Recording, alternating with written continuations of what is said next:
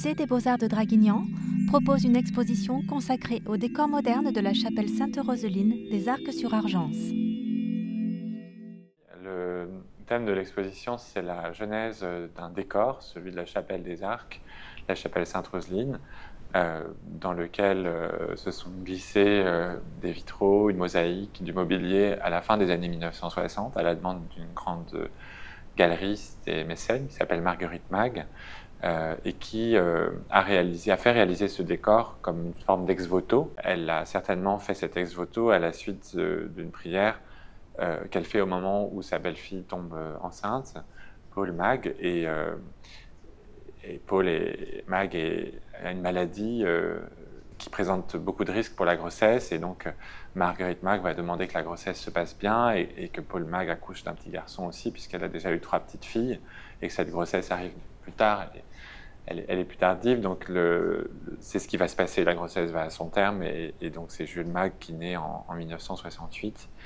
Et à ce moment-là, Marguerite se tourne vers sa sainte, qui est une sainte provençale à laquelle elle s'adresse depuis son enfance, certainement, puisqu'elle a grandi dans la région, à Cannes, qu'elle est venue aussi dans le territoire des Arcs, près de Draguignan, où elle avait des raisons familiales de se rendre enfant. Donc elle connaissait l'histoire de Sainte Roseline, qui est une vieille sainte du Moyen-Âge, qui est morte en 1329, après avoir été prieure de ce couvent de la Selle-Roubaud, comme on l'appelait alors, qui est le couvent aujourd'hui qui correspond au château, enfin au clos Sainte-Roseline, autour de la chapelle, qui a été jusqu'à la Révolution française, un peu avant, un couvent avec des religieuses, donc des chartreuses, dont Roseline de Villeneuve était la prieure, et puis des franciscains à partir du XVIe siècle. Le corps de Sainte Roseline, que l'on peut voir encore aujourd'hui dans la chapelle, avait été retrouvé de manière miraculeuse, dit-on, exhumé, et il est visible dans cette chapelle depuis plusieurs siècles. Donc des pèlerins se rendent de manière assez importante, en particulier au XIXe, au XXe siècle. Dans la première moitié du XXe siècle, il y avait des grandes processions pour aller prier Sainte Roseline et pour la remercier lorsque les prières étaient exaucées. Donc ça a été une sainte très importante sur ce territoire. Et Marguerite Mag est venue s'inscrire dans cette dévotion dont elle savait certainement que c'était une dévotion aussi très, très ancienne, très populaire, qu'elle connaissait très bien.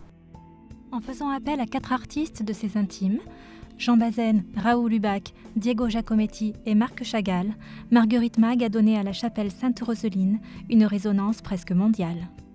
En faisant venir ces artistes très importants dans cette petite chapelle de campagne, elle lui a donné une importance, elle en a fait un décor, un monument très important pour l'histoire de l'art sacré et pour l'histoire de ces artistes. Donc l'exposition est en partie une sorte d'atelier de la chapelle, c'est-à-dire qu'on va montrer dans l'exposition les œuvres préparatoires, puisque la particularité de ce type de décor, c'est que les artistes, aussi importants soient-ils, n'interviennent pas directement. Il n'y a pas de fresque, par exemple, dans la chapelle. Ce sont des techniques, la mosaïque, le vitrail, le bronze, qui nécessitent toutes de passer par un artiste, puis un artisan, qui va transcrire dans une technique donnée l'intention de l'artiste. Donc l'artiste fait une esquisse. Par exemple, Chagall fait un dessin pour la mosaïque, et ensuite il y a un mosaïste qui s'appelle Michel Tarin, qui est venu sur place, qui prépare cette aisselle et qui fait la mosaïque que Chagall, évidemment, vient contrôler de temps en temps. Donc ce travail en 2 étapes, il nécessite de la part des artistes de donner leur intention. Et on montre aussi pour certaines œuvres, notamment pour les vitraux du bac, qu'il y a eu des hésitations. Plusieurs projets ont été faits avant que le projet final ne soit terminé. Évidemment, ces hésitations, elles sont intéressantes parce qu'elles nous montrent aussi quel est le questionnement de l'artiste. C'est-à-dire comment est-ce qu'il va pouvoir représenter, en particulier par le biais de l'art abstrait dans les vitraux, une problématique religieuse.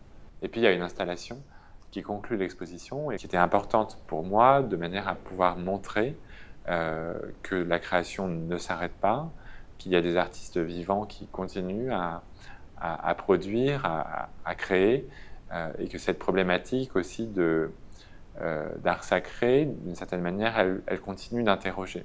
Donc on accueille une installation de Nina Lenné qui nous parle du rapport des franciscains et de Saint François en particulier à la nature, à leur environnement et aux oiseaux. Et ça a du sens dans l'exposition parce que tout simplement le couvent de Sainte Roseline, après la mort de Sainte Roseline, ce couvent a été confié assez rapidement aux franciscains. C'est une installation qui permettait d'apporter aussi autre chose, d'interroger cette période historique différemment, mais aussi d'introduire un regard qui est celui de cet artiste, Nina Lenné, qui mêle musique, installation, peinture.